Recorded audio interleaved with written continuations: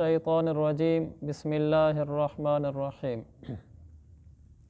वलक़द क़ाल लहुम हारून मिन क़ब्लु या क़ौम इन्नमा फ़ुतिनतुम बिह व इन्न रब्बकुमुर्रहमानु फत्तबिऊनी व अतीऊ अमरी। आयत नंबर 90 है। आज जो रुकू हमने पढ़ना है उसके बारे में पहले मैं ख़ुलासा अर्ज़ कर देता हूँ। मूसा अलैहिस्सलाम का वाक़या चल रहा था। हम यहाँ तक पहुँचे थे कि मूसा अलैहिस्सलाम कोहे तूर पर गए तो पीछे जो बनी इसराइल थे उन्होंने एक बछड़ा बना लिया था और उसकी इबादत में लग गए थे। सामरी ने उन्हें बछड़ा बना दिया था। मूसा अलैहिस्सलाम जब वापस आए तो गुस्से में थे और उन लोगों को कहा कि ये तुमने क्या किया हुआ है। यहाँ तक हम पहुँचे हुए थे और उन लोगों को समझाया कि तुमने किसको खुदा बना लिया है, ये तो तुम्हारा नफ़ा नुकसान कुछ भी नहीं कर सकता। वला यमलिकु लहुम दर्रन वला नफ़अ, तो हज़रत मूसा अलैहिस्सलाम ने कहा ये ना तुम्हारा नफ़ा कर सकता है ना नुकसान कर सकता है। यहाँ तक हम पहुँचे हुए थे। आज के दर्स में इसी के साथ जोड़कर तो यहाँ जहाँ मूसा अलैहिस्सलाम ने उनको तंबीह की कि तुमने क्यों अपने सही रास्ते को छोड़ दिया, वहाँ ये भी कुरान मजीद में लिखा हुआ है कि हज़रत हारून अलैहिस्सलाम ने भी उनको तंबीह की थी। मूसा अलैहिस्सलाम की गैर मौजूदगी में उनको कहा था कि तुम किस रास्ते पर चल पड़े हो, ये माबूद नहीं है, माबूद तो अल्लाह है, तुम मेरी बात मानो। तो उन्होंने कहा था कि नहीं, हम तो बस इसी पर अड़े बैठे रहेंगे यहाँ तक कि मूसा अलैहिस्सलाम वापस आ जाएं। जब मूसा अलैहिस्सलाम आ जाएंगे फिर देखेंगे, हम ऐसे ही रहेंगे। तो जब मूसा अलैहिस्सलाम आ गए तो वो तो उसी पर अड़े हुए थे। तो मूसा अलैहिस्सलाम ने जहाँ उनको तंबीह की वहाँ हज़रत हारून अलैहिस्सलाम जो हज़रत मूसा अलैहिस्सलाम के खलीफा थे, नायब थे, उनको भी उन्होंने तंबीह की। उन्होंने कहा कि हारून ये क्या हुआ, जब ये लोग इसमें लग गए थे तो तुम इनको छोड़कर मेरे पास आ जाते, ये तो शिरक में पड़ गए थे, तो तुमने मेरी बात की खिलाफ वर्जी की है। तो वो हारून अलैहिस्सलाम कहने लगे नहीं भाईजान, ऐसी बात नहीं थी, आप मेरे साथ सख्ती वाला मामला न करें। अगरचे आप सख्ती दीन की वजह से कर रहे हैं, लेकिन मैं इस खौफ से नहीं आया था कि अगर मैं आता हूँ तो पीछे बनी इसराइल के दो धड़े हो जाएंगे, इसलिए कि कुछ लोग तो मेरे साथ चल पड़ेंगे और जो कुछ लोग होंगे यानी शिरक वाले वो पीछे रह जाएंगे। हम आपके पास आ जाएंगे, जो पीछे होंगे वो सारे बेमुहार हो जाएंगे, उनको कोई रोकने वाला नहीं होगा, ये तो और ज़्यादा शिरक में मुब्तला हो जाएंगे। इस तरह इनमें ज़्यादा नुकसान होगा। मैं इस वजह से नहीं आया था और आपने मुझे कहा था कि पीछे इनकी इस्लाह की कोशिश करते रहना, मैं इस वजह से पीछे ठहरा रहा कि इनकी इस्लाह की फ़िक्र में लगा रहूं और मैं आपके पास नहीं आया था। तो हारून अलैहिस्सलाम ने बड़ा माकूल जवाब दिया। तो शुरू में मूसा अलैहिस्सलाम ने नाराज़गी का इजहार किया, हत्ता कि उनके सर के बाल और दाढ़ी के बाल भी हाथ में लिए कि ये तुमने क्या किया, पीछे शिरक शुरू हो गया है। और वो हारून अलैहिस्सलाम ने वजह बताई कि अगर मैं आता हूँ तो पीछे ज़्यादा नुकसान हो जाना था, इसलिए मैं नहीं आया, मैं इनके दरमियान ठहरा रहा ताकि इनको समझाता रहूँ। तो हारून अलैहिस्सलाम का जवाब जो इंतहाई माकूल था, सुनने के बाद हज़रत मूसा अलैहिस्सलाम सामरी की तरफ मुतवज्जे हुए, उसको कहने लगे बदबख्त तूने ये क्या किया है। तो उसने कहा कि मैंने एक ऐसी चीज़ देखी थी जो लोगों को नज़र नहीं आई, तो मैंने उसके कदमों के निशान में से मिट्टी उठा ली थी। वो मेरे दिल ने मुझे एक बात सुझाई और मैंने इस बछड़े के अंदर मिट्टी डाल दी, उसकी वजह से इसमें से आवाज़ निकलना शुरू हो गई। वो जो उसने कहा ना मैंने मिट्टी उठाई और मैंने वो चीज़ देखी जो लोगों ने नहीं देखी, इसमें मुख्तलिफ़ तफासीर हैं।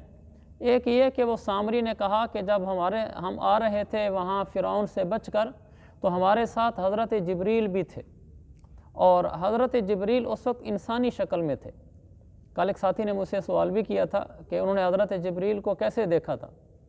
तो वो इस तरह देखा था जो आज की तफसीर में मज़कूर है कि हज़रत जिब्रील इंसानी शक्ल में घोड़े पर सवार थे। इन्होंने उसको देखा कि ये जिस घोड़े पर आदमी सवार है, इसका घोड़ा जहाँ कदम रखता है मट्टी के ऊपर वहाँ से पौधे निकल आते हैं, सब्ज़ा हरियाली हो जाती है।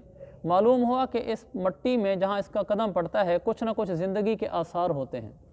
तो इसने सामरी ने वहाँ से मिट्टी उठा ली थी और मिट्टी उठाकर फिर बछड़े के ऊपर डाली, तो उसमें थोड़ी बहुत ज़िंदगी की रमक पैदा हो गई। ये उसने जवाब दिया सामरी ने कि मैंने इस तरीके से इनके बछड़े में से आवाज़ निकालने का इंतज़ाम किया है।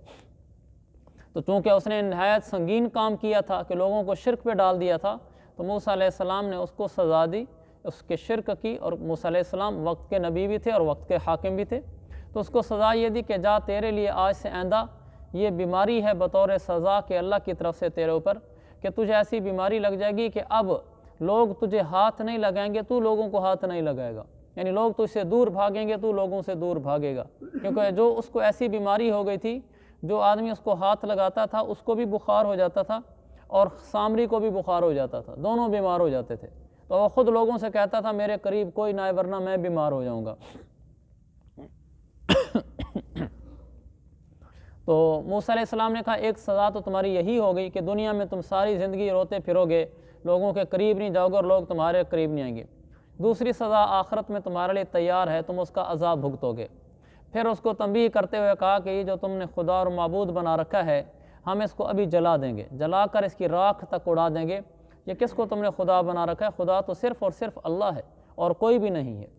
یہاں تک اللہ تعالیٰ نے سورہ طٰہٰ میں موسیٰ علیہ السلام کا قصہ بیان کیا ہے، اس سے آگے نہیں بیان کیا، یعنی انتہا یہاں ہوئی کہ موسیٰ علیہ السلام نے اس بچڑے کو جلا دیا اور اس شرک کی بنیاد کو ہی ختم کر دیا۔ اس کے بعد جو رکوع میں باقی 2-4 آیتیں ہیں اس میں اللہ تعالیٰ نے رسول پاک صلی اللہ علیہ وسلم سے فرمایا کہ میرے نبی ہم آپ کو یہ پچھلے قصے اس لیے سناتے ہیں کہ اس میں نصیحت کا پیغام ہے۔ جو لوگ اس قرآن سے، نصیحت سے، اس دین سے منہ موڑیں گے ان کے لیے آخرت میں بہت سخت عذاب ہوگا، قیامت کے دن آئیں گے تو عذاب میں مبتلا ہوں گے۔ یہ ہمارے آج کے درس کا خلاصہ ہے، جس کو 2 لفظوں میں یوں بھی کہا جا سکتا ہے کہ موسیٰ علیہ السلام جب کوہ طور سے واپس آئے تو ان لوگوں کو بھی ڈانٹا اور حضرت ہارون علیہ السلام کو بھی تنبیہ کی، اور حضرت ہارون علیہ السلام نے انتہائی معقول جواب دیا۔ پھر اس کے بعد سامری کو ڈانٹا اور سامری تو بالکل غلط ہی تھا، اور پھر سامری سے کہا کہ تیری یہ سزا ہے کہ دنیا میں لوگ تیرے قریب نہیں آئیں گے اور آخرت میں تجھے عذاب ہوگا، باقی جس کو تو نے خدا بنایا ہے اس کو ہم جلا دیتے ہیں۔ یہ خلاصہ ہے۔ اب ہم آیات کی تلاوت اور ترجمہ پڑھتے ہیں۔ وَلَقَدْ قَالَ لَهُمْ هَارُونُ مِنْ قَبْلُ يَا قَوْمِ إِنَّمَا فُتِنْتُمْ بِهِ۔ حضرت ہارون نے ان سے پہلے ہی کہا تھا کہ اے میری قوم کے لوگوں، وہ چلے گا میرے خیال میں نمازی، چلیں جی۔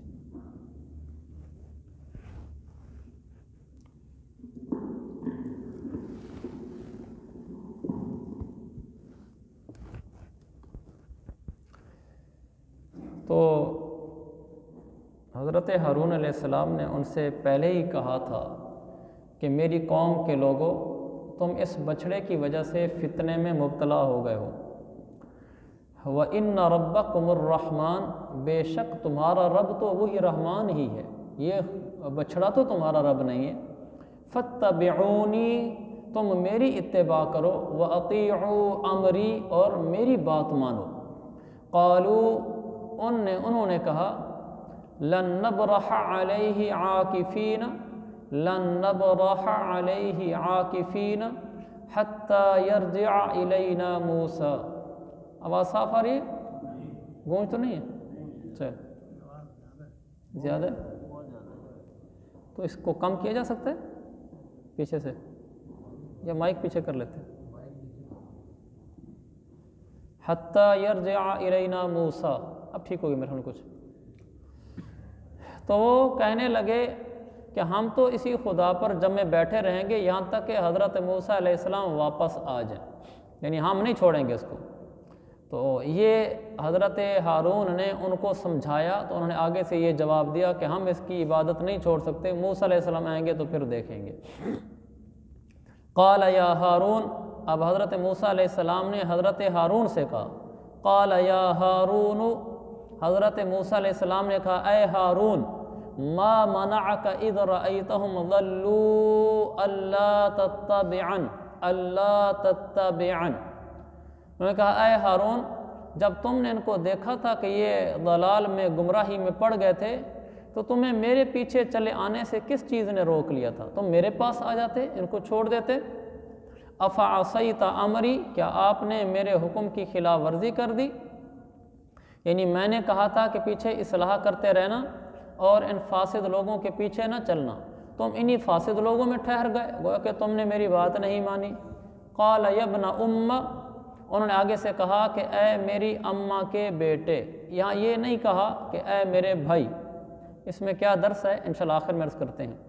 کہا کہ اے میری اماں کے بیٹے، آپ میری داڑھی اور میرے سر کے بال نہ پکڑیں، مجھے اس بات کا اصل میں اندیشہ ہوا تھا، لا تأخذ بلحیتی ولا برأسی، پیچھے سے پڑھوں، قال یبن ام، اس کو پڑھنا ہے، یبن ام، قال یبن ام لا تأخذ بلحیتی ولا برأسی انی خشیت ان تقول فرقت بین بنی اسرائیل ولم ترقب قولی۔ ہارون نے کہا میری ماں کے بیٹے، آپ میری داڑھی نہ پکڑیں نہ میرا سر، مجھے تو اس بات کا اندیشہ ہوا تھا کہ کہیں آپ یہ کہیں گے کہ تم نے بنی اسرائیل میں تفرقہ ڈال دیا اور میری بات کا لحاظ بھی نہیں کیا۔ یعنی انہوں نے جواب میں یہ کہا کہ میں اس لیے آپ کے پیچھے نہیں چلا آیا تھا، میرا یہ اندیشہ تھا کہ اگر میں آ جاؤں گا تو بنی اسرائیل تفرقے میں پڑ جائیں گے، یعنی دو حصوں میں بٹ جائیں گے، کچھ میرے ساتھ آ جائیں گے، کچھ پیچھے اس کی عبادت میں لگے رہیں گے، ان کو روکنے والا کوئی نہیں ہوگا، اور آپ کہیں گے کہ آپ موسیٰ علیہ السلام سے ہارون علیہ السلام کہہ رہے ہیں، کہ پھر آپ مجھے یہ کہتے ہیں کہ ہارون تم نے میری بات کا خیال نہیں کیا، کہ آپ نے مجھے کہا تھا کہ ہارون پیچھے ان لوگوں کی اصلاح کی فکر کرتے رہنا، اگر میں چھوڑ کر آپ کے پاس آ جاتا تو آپ مجھے یہ کہتے کہ آپ نے ان کی اصلاح کی فکر کیوں نہیں کی، میں تو اس خیال سے آپ کے پاس نہیں آیا تھا۔ بہت معقول بات تھی۔ قال، موسیٰ علیہ السلام نے کہا، فما خطبک یا سامری، یا سامری، موسیٰ علیہ السلام نے کہا اچھا سامری تجھے کیا ہو گیا تھا پیچھے؟ قال، اس نے کہا یعنی سامری نے کہا، بصرت بما لم یبصروا بہ فقبضت قبضة من اثر الرسول فنبذتها وكذلك سولت لي نفسي، وكذلك سولت لي نفسي۔ وہ بولا میں نے ایک ایسی چیز دیکھ لی تھی جو دوسروں کو نظر نہیں آئی تھی، اس لیے میں نے اس رسول کے نقش قدم سے ایک مٹی اٹھا لی تھی اور اس مٹی کو بچھڑے پر ڈال دیا تھا، وَكَذَلِكَ سَوَّلَتْ لِي نَفْسِي، اور میرے دل نے مجھے ایسے ہی کچھ سجایا تھا۔ یہاں وہی بات ہے کہ وہ جو بچڑا تھا اس میں سے آواز نکلتی تھی، آواز نکلنے کی کیا وجہ تھی، وہ جانداروں کی طرح کیسے ہو گیا تھا؟ اس کا جواب یہ ہے کہ ایک تو یہی بات ہے کہ وہ سامری کہتا ہے کہ میں نے حضرت جبریل کو دیکھا تھا کہ وہ جو گھوڑے پر انسانی شکل میں سوار تھے، انہوں نے ان کو دیکھا تھا کہ وہ شخص جب گھوڑے پر جا رہا ہے تو اس کے گھوڑے کی مٹی جہاں ہے، جہاں اس کا پاؤں پڑتا ہے وہاں سے سبزہ اگاتا ہے۔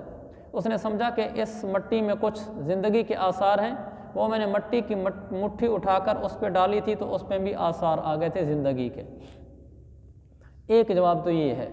دوسرا جواب جو بعض محققین نے لکھا ہے، جیسے تفسیر حقانی وغیرہ میں ہے، وہ کہتے ہیں کہ نہیں، یہ سامری نے جھوٹ بولا تھا، جھوٹا بہانہ بنایا تھا اس وقت حضرت موسیٰ علیہ السلام کے سامنے، ایسی کوئی بات نہیں تھی، نہ اس نے کوئی فرشتہ دیکھا تھا، نہ اس نے اس کا گھوڑا کوئی دیکھا تھا، نہ گھوڑے کے پاؤں والی جگہ پر کوئی سبزہ اگتا تھا، ایسی کوئی بات نہیں تھی۔ اس نے محض اس وقت ایک بہانہ بنایا تھا، کیونکہ یہ تو سامری کا بول لکھا ہوا ہے نا کہ سامری نے ایسے کہا، اللہ نے تو نہیں بتایا ہمیں کہ واقعی یہ بات تھی، یہ تو اللہ نے وہ قصہ بیان کیا ہے جس میں حضرت موسیٰ علیہ السلام نے سامری سے پوچھا تجھے کیا ہو گیا تھا، اس نے آگے سے یہ کہا تھا، سچ تھا یا جھوٹ تھا قرآن تو اس کو کچھ نہیں کہتا، یہ بس قصہ نقل کرتا ہے کہ قرآن سامری نے آگے جواب اس وقت یہ دیا تھا۔ تو مفسرین فرماتے ہیں کہ سامری نے جو جواب دیا تھا اس نے جھوٹ بہانہ بنایا تھا، ایسی کوئی بات نہیں تھی، بلکہ اس میں سے جو آواز نکلتی تھی اس بچڑے میں سے، وہ وہی وجہ تھی جو میں نے کل عرض کی کہ اس نے اس کو ایک خاص طرز اور ٹیکنیک سے ایسا بنایا تھا کہ اس کے پیچھے والے راستے سے ہوا داخل ہوتی تھی، اندر سے گھوم کے جب منہ کے راستے سے باہر نکلتی تھی تو شاں کی آواز ایسے ہوتی تھی جیسے بچڑے کی آواز ہو، اس سے ملتی جلتی آواز بنتی تھی۔ اس سے وہ لوگوں کو دھوکے میں ڈالتا تھا کہ دیکھو جانوروں کی طرح آواز لگتی ہے نا، بس یہ خدا ہے۔ تو بظاہر مجھے یہی بات مضبوط لگتی ہے کہ وہ جو بچڑا تھا وہ کوئی واقعی بچڑا نہیں بن گیا تھا، بلکہ اس کے اندر سے آواز نکلتی تھی، ہوا نکلتی تھی آواز کی طرح۔ لیکن یہ بات کسی حدیث سے ثابت نہیں ہے کہ اس کی آواز کی وجہ کیا تھی۔ اتنا تو قرآن میں عجلا جسد لہ خوار کہ بچڑا تھا اور اس کے اندر سے آواز نکلتی تھی، لیکن آواز نکلنے کی وجہ کیا تھی؟ کیا وہ واقعی مٹی کا اثر تھا، مٹی والا واقعہ سچا ہے، یا ہوا اس طریقے سے گزرتی تھی کہ آواز پیدا ہوتی تھی؟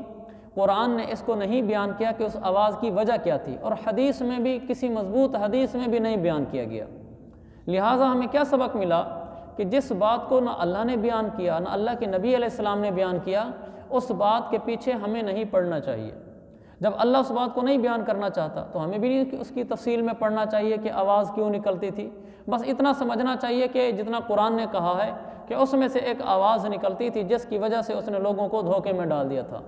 اس طرح کی بہت ساری آیات ہوتی ہیں جن آیات کی وہ تشریح اور توضیح جو ہم چاہتے ہوتے ہیں کہ یہ وجہ بیان کی جائے، جیسے مثلا آواز کیسے نکلتی تھی، وہ وجہ نہ اللہ بیان کرتا ہے نہ اللہ کا رسول بیان کرتا ہے۔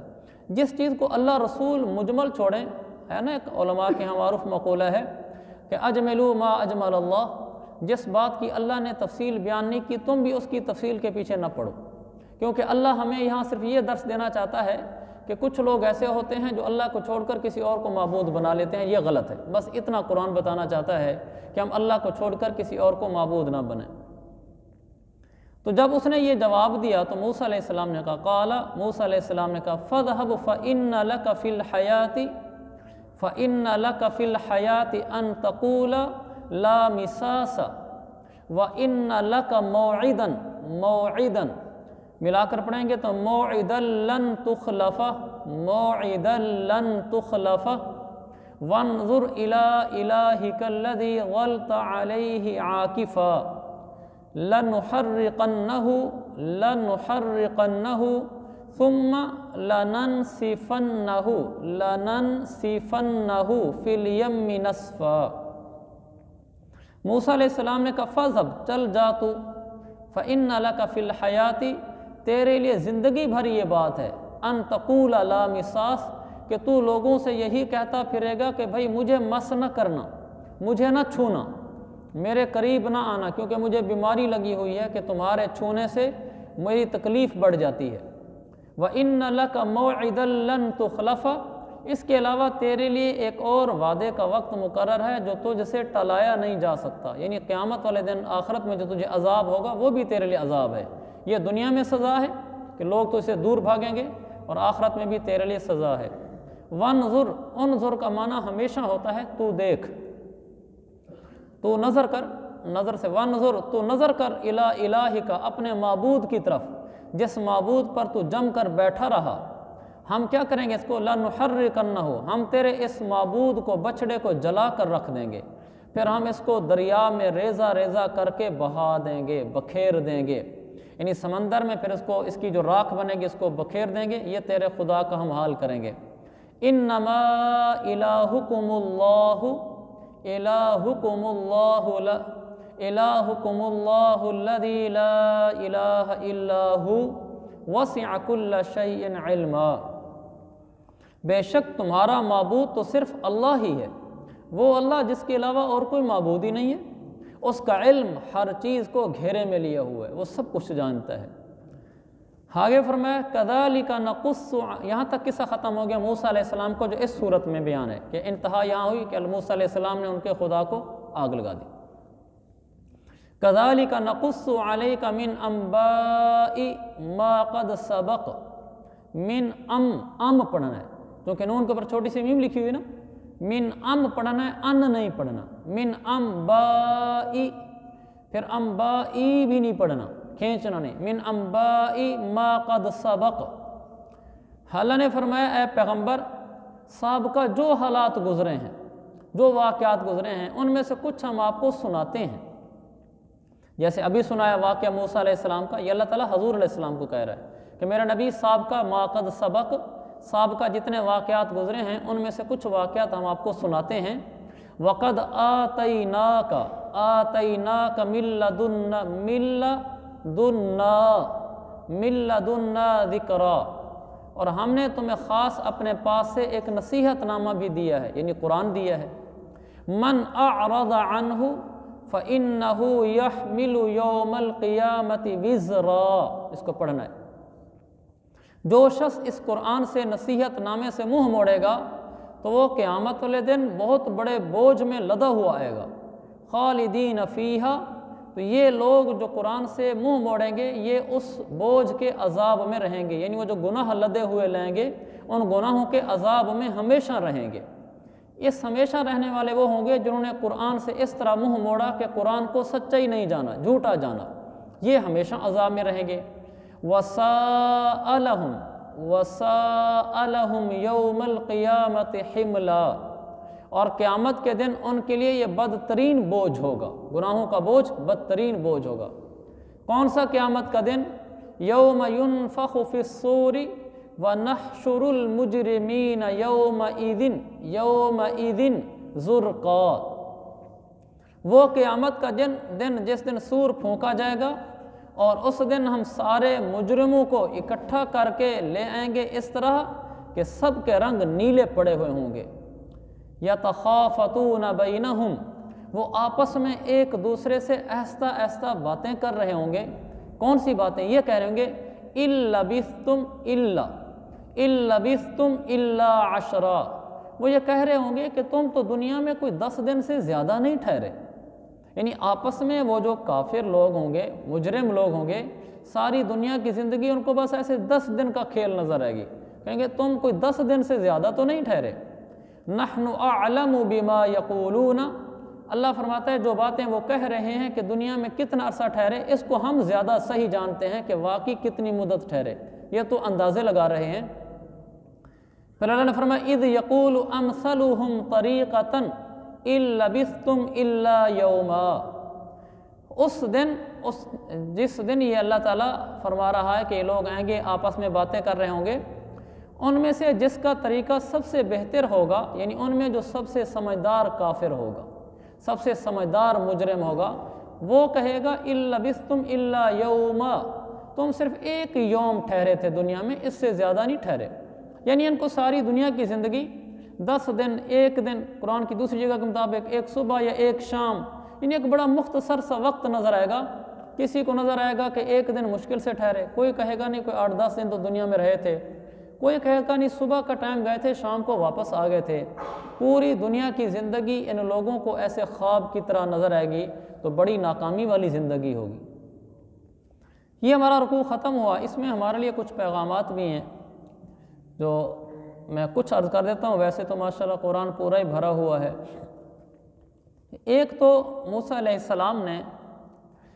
السلام کو حضرت ہارون نے کہا اے میرے ماں کے بیٹے، ان کو یہ نہیں کہا اے میرا بھائی، یہ بتانے کے لیے کہ جب کہیں کوئی آپس میں رنجشیں ہو جائیں تو وہاں اپنے خاندان کا، اپنے رشتہ داری کا حوالہ دے دینے سے رنجشیں کم ہو جاتی ہیں۔ بھائی بھی کہہ سکتے تھے، جب ماں کا کہا میری ماں کے بیٹے، میں اور آپ بھائی بھی ہیں، میں نے جو کام پیچھے کیا ہے کہ میں آپ کے پاس نہیں آیا، وہ میں نے اس وجہ سے کیا ہے کہ یہ لوگ کہیں گمراہ نہ ہو جائیں 2 فرقوں میں بٹ کر، تو ماں کا حوالہ دیا۔ تو کبھی 2 بھائیوں میں آپس میں رنجش ہو جائے تو ایک بھائی کو دوسرے کے بارے میں سوچنا چاہیے کہ آخر میری ماں کا بیٹا ہے، اگر اسے غلطی ہو بھی گئی ہے تو کوئی حرج کی بات نہیں، ہم ایک ہی ماں کے بیٹے ہیں۔ تو یہ وہ چیزیں ہیں جو انسان یاد کر کے اپنی رنجش کو کم کر سکتا ہے۔ بہن بھائیوں میں رنجش ہو جاتی ہے، ماموں بھانجا میں ہو جاتی ہے، سوچے کہ ہمارا آپس میں رشتہ کتنا بڑا ہے، تو اونچ نیچ ہو جاتی ہے، کوئی بات نہیں۔ اور دوسرا یہاں بتایا کہ جو آدمی بھی انبیاء کے ساتھ رہے اور پھر ان کی صحبت سے فائدہ نہ اٹھائے تو وہ پرلے درجے کا گمراہ اور منافق اور دنیا کا برباد اور آخرت کا برباد ہوتا ہے۔ جیسے یہاں سامری ہے، موسیٰ علیہ السلام کے ساتھ رہا لیکن صحبت کا فائدہ نہیں اٹھایا، دنیا بھی برباد ہوئی کہ اس کو بیماری لگ گئی، اور آخرت بھی برباد ہوئی کہ عذاب میں جا پھنسے گا۔ یہ ہمیں اس بات کا درس دیا گیا ہے کہ انسان اگر کسی اللہ والے کی یا کسی نیک آدمی کی صحبت میں رہے تو اس کی صحبت کا اپنے اوپر اثر بھی محسوس کرے، یعنی یہ دیکھے کہ میری زندگی بدل بھی رہی ہے یا میری زندگی نہیں بدل رہی، ان باتوں کا ضرور خیال کرنا چاہیے۔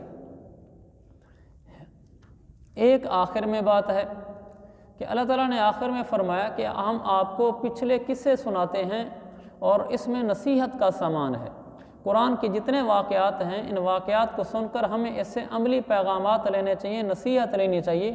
جیسے جو قصے کا ٹکڑا آج ہم نے پڑھا، اس میں 2-4 پیغامات اور نصیحتیں ہمیں ملی ہیں۔ ایک یہ ملی کہ ہمارا کوئی رشتہ دار ہے، ہمارا بھائی ہے، یعنی ماں کا بیٹا ہے، ماموں چاچو ہے، تو ہمیں اس رشتہ داری کی وجہ سے بھی اس کے اوپر رنجش کو خود ہلکا کر دینا چاہیے۔ دوسرا یہ ملا کہ نیک لوگوں کی صحبت میں رہ کر اپنے آپ کو بدلنے کی کوشش بھی کرنی چاہیے۔ تیسرا یہ ملا کہ قرآن کے قصے سن کر اس میں سے ہمیں خود عملی پیغامات بھی لینے چاہیے، سبق بھی سیکھنا چاہیے۔ قصہ یاد رکھنا بھی برکت کی چیز ہے، لیکن صرف قصہ یاد نہ رہے بلکہ یہ سوچے کہ میں نے جو موسیٰ علیہ السلام کا قصہ پڑھا تھا اس میں ہمیں کیا سبق ملا ہے۔ اللہ تعالیٰ مجھے اور آپ کو عمل کی توفیق عطا فرمائے۔